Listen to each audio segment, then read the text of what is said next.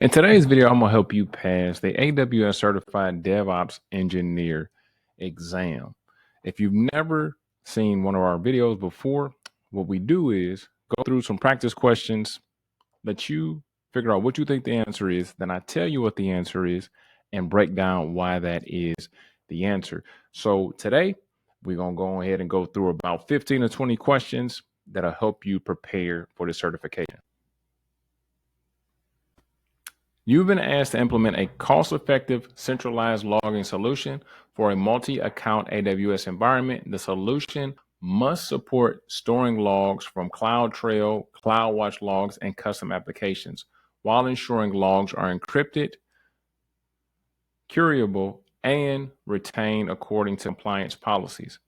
Additionally, access to logs must be strictly controlled, and logs should be protected from accidental or malicious deletion.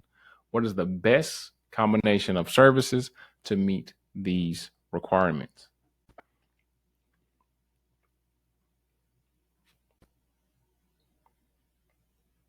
Before I give you the answers to this, I just want to give a huge shout out to the sponsor of this training, which is Master I.T. And at Master I.T, we help people from beginners all the way up to experts, whether you need just some practice test questions all the way up to needing certifications and job placement assistance. Pretty much anything that you would need in your tech career, we do it at Master IT. So if you need any help at all, if you're ready to take that next step, if you're really ready to get certified, get the skills, and get a high paying, rewarding tech career, look in the description, and whichever one of the services that we provide that align with what you need, make sure that you take advantage of it. 3, 2, 1. So aggregate logs to a centralized S3 bucket with AWS Lake Formation and Athena. Aggregating logs into a centralized S3 bucket provides a cost-effective, durable, and secure storage solution. AWS Lake Formation can enforce fine-grained access controls, while Athena enables ad hoc queries without needing to move data.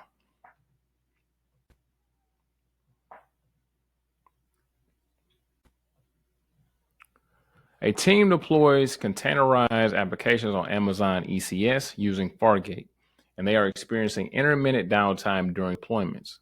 Investigation reveals that traffic is being routed to the new task before it is fully ready to serve requests. This causes user-facing errors during transitions and is becoming a reliability concern. The DevOps lead asks you to improve deployment safety without migrating off Fargate. How can you ensure the application is healthy before it receives production traffic?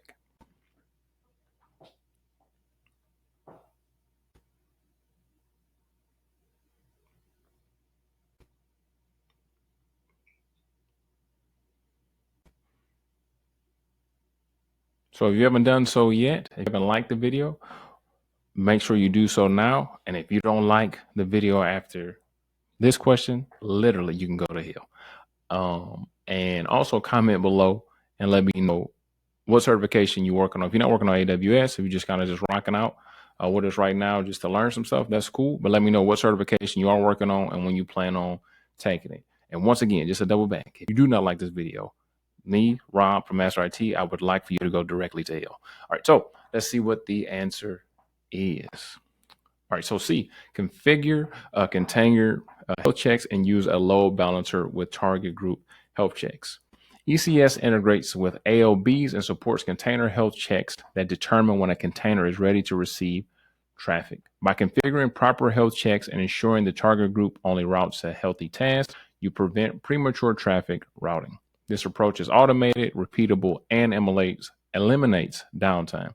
Now, one of the things that you guys may be asking yourself is, where did these questions come from? These questions came directly from me. I created these questions literally just for you guys. All right, next question.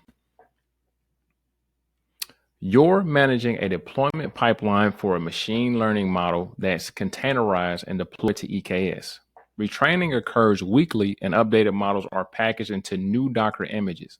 The data science team wants each model version to be deployed alongside the previous version for A/B testing, but the ability to gradually shift traffic to the new version. What is the most efficient and scalable way to implement this deployment strategy?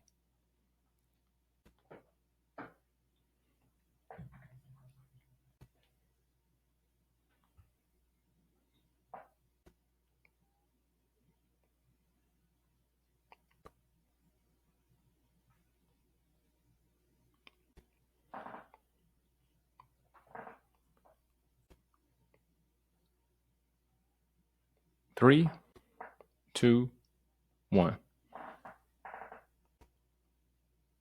Use Kubernetes deployments with label selectors and weighted traffic using a service mesh like LSTIO or LITSO. A service mesh like LSTIO or LITSO enables fine-grained traffic control, such as routing based on version labels and performing weighted A/B testing between model deployments. This supports gradual rollouts, monitoring, and automated rollback if needed. A team has implemented a CI/CD pipeline that provisions infrastructure and deploys application using code pipeline and code build. However, during a recent deployment, an AIM policy change caused widespread access issues, and rollbacks were not immediately possible. The incident highlighted the need for validation and automated policy checks before changes reach production. What is the best way to prevent such issues in the future?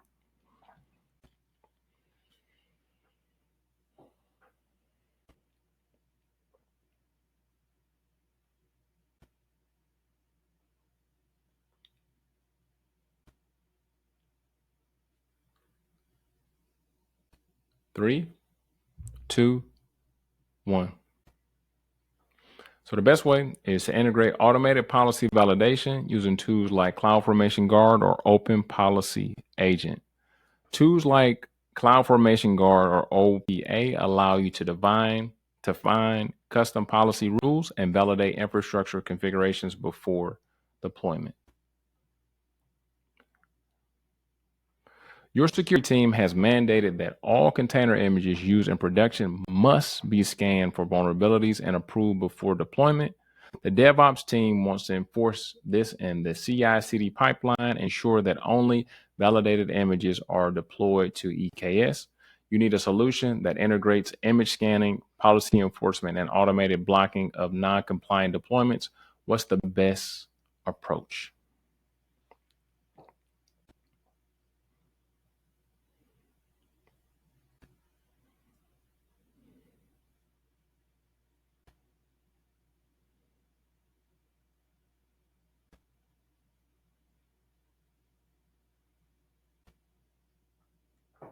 Three, two, one.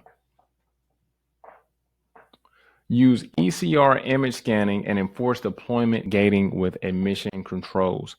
Amazon ECR provides native vulnerability scanning for images, and Kubernetes admission controllers can enforce that only images passing security checks are deployed. A SaaS company is running its CI/CD processes using AWS native tools and wants to improve its ability to trace deployments, detect performance regressions, and measure deployment frequencies and success rates. The CTO is pushing for better visibility into DevOps performance in line with DORA metrics. What AWS services or features can help meet this goal?